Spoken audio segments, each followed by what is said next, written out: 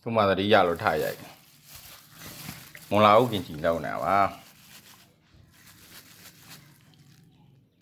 မွန်လာဥ10တွေတိတ်ပါတယ်ဒါကောကြူထားတာကောကြူထားတာဒီနားလေးကဒီကတရားကြီးလीမြုပ်သီးထောင်းတာတယ်နောက်ဒီမုတ်လည်းထည့်တယ်ကျင်းကျက်သမီးလည်းထည့်တယ်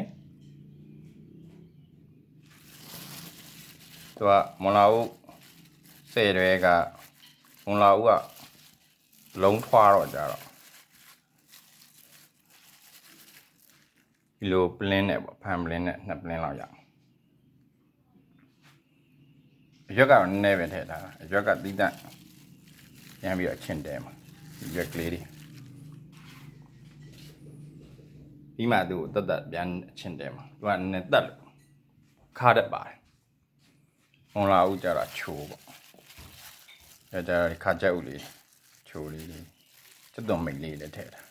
ကျွတ်တော်မိတ်လေးတွေငသီးစိမ်းလေးလည်းထည့်တာကျူးလေးတွေလည်းပါတယ်ကျူးကတော့နည်းသွားလို့ပေါ့ဒါပေမဲ့အရသာအဆုံးဆိုတော့စားလို့ကောင်းတယ်သူတိတ်ပြီးရင်